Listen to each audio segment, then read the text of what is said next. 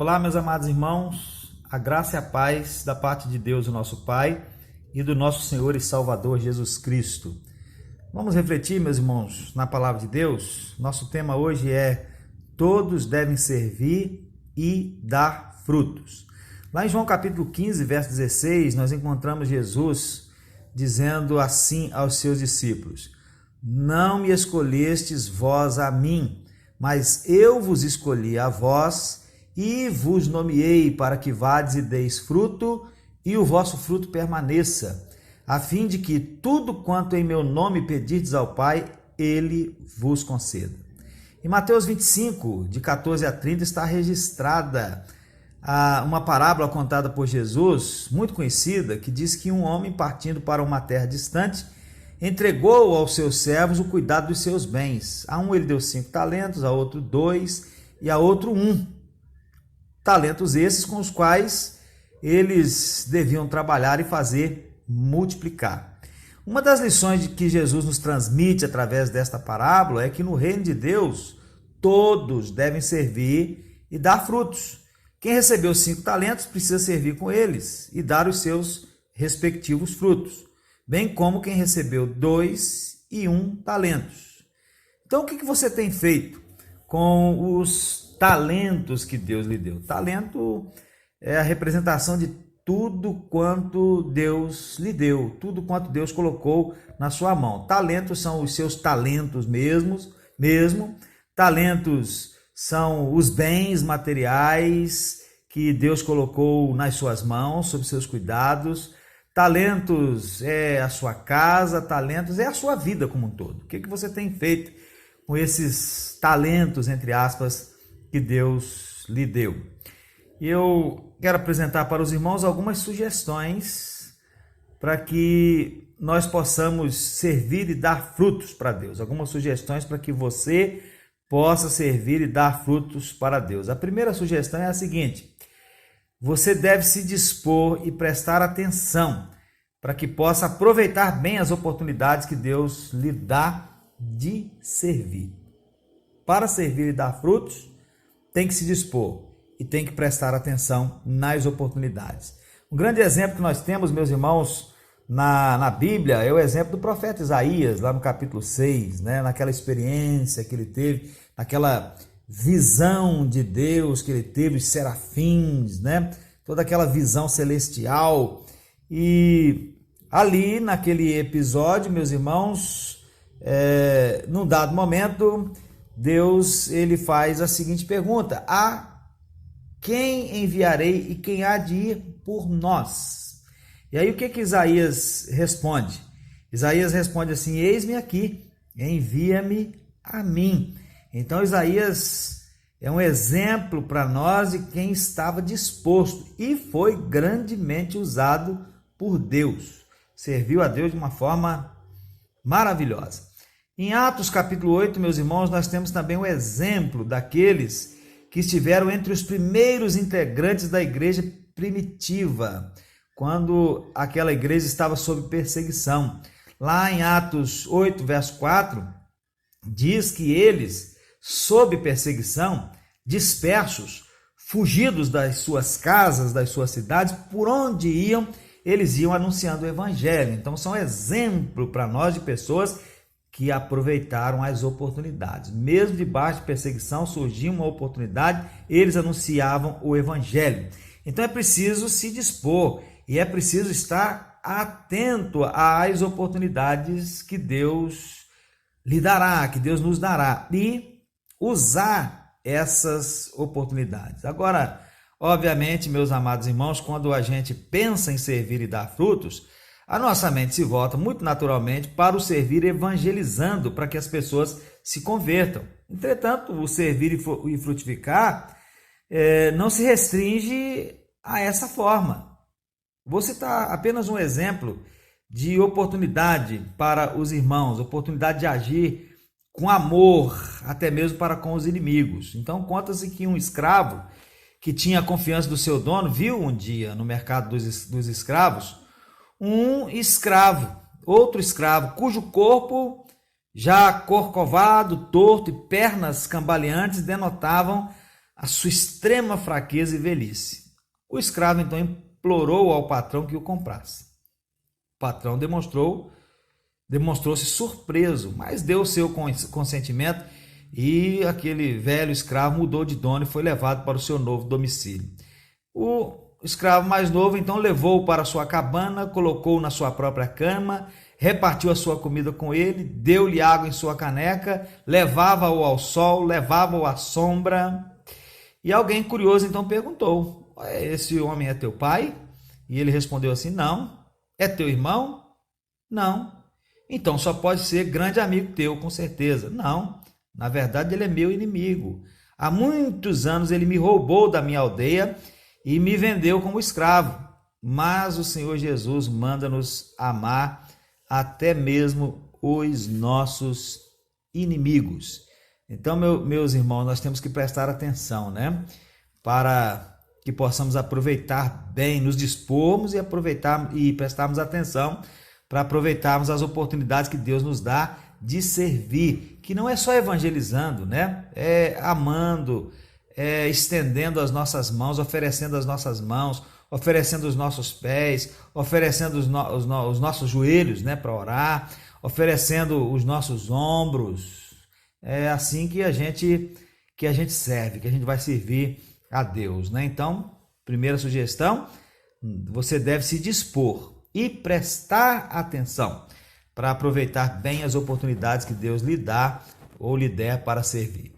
Segundo lugar, a segunda sugestão, você precisa ter uma vida exemplar, porque não dá para servir e dar frutos para Deus se nós não tivermos uma vida exemplar, se nós tivermos uma vida, uma maneira de viver que, ao invés de depor a favor do Evangelho, depõe contra o Evangelho.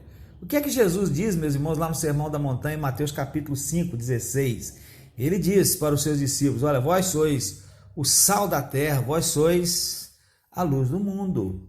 Então nós temos que agir coerentemente com aquilo que nós somos, sal da terra e luz do mundo. Lá em Efésios 5, versos 8 e 9, meus irmãos, nós encontramos Paulo fazendo uma chamada de atenção àqueles crentes e, obviamente, a nós também hoje, né?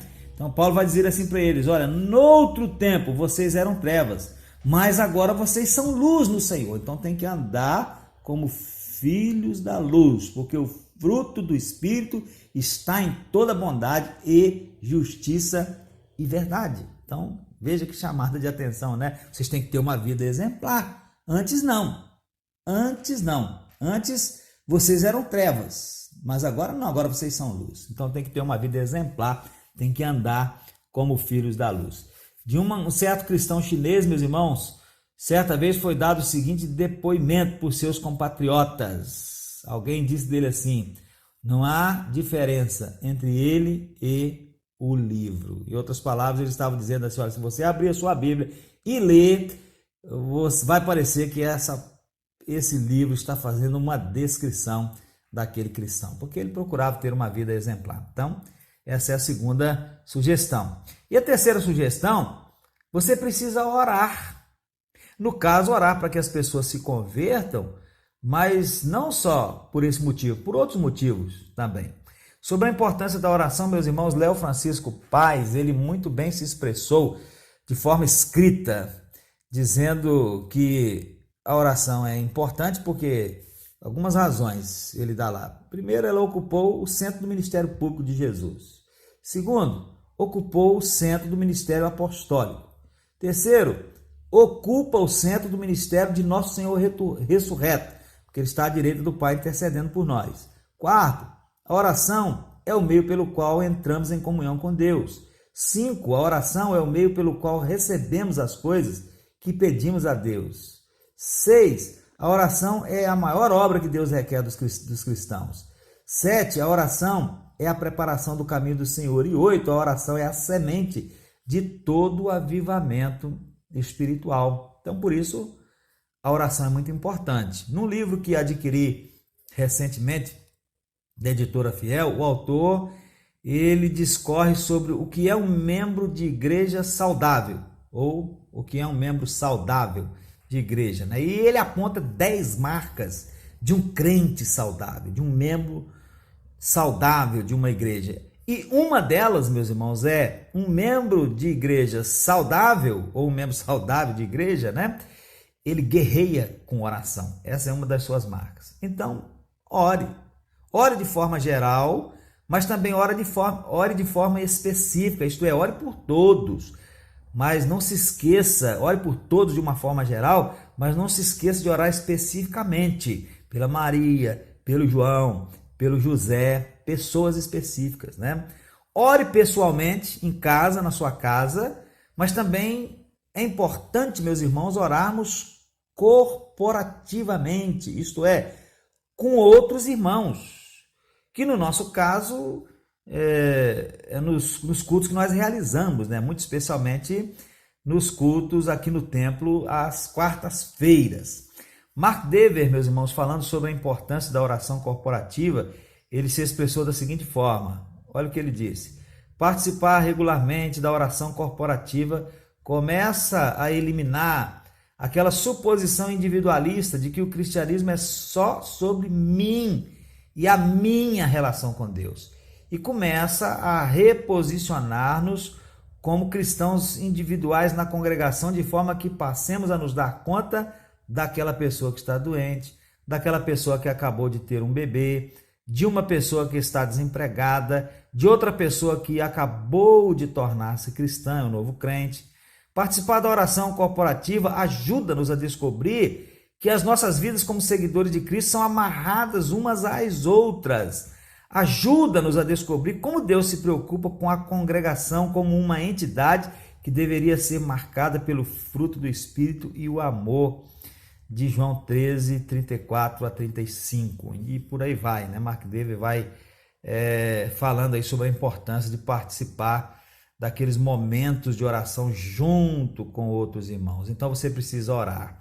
Orar sozinho, orar junto com outros irmãos, orar para que as pessoas se convertam, mas orar também por motivos outros, acerca dos quais as pessoas que você conhece, que fazem parte do seu círculo de amizade, sua família, necessitam.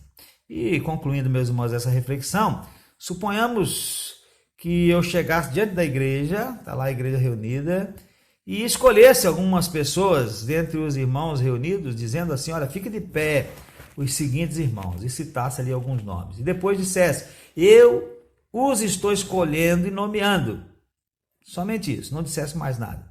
O que os irmãos iriam perguntar? Certamente que perguntariam: para que eles foram escolhidos e nomeados? Para quê, pastor? O Senhor está nos escolhendo e nomeando. Pois bem, meu irmão, a palavra de Deus está hoje lhe dizendo que Jesus lhe escolheu e lhe nomeou e não lhe deixou sem saber o para quê.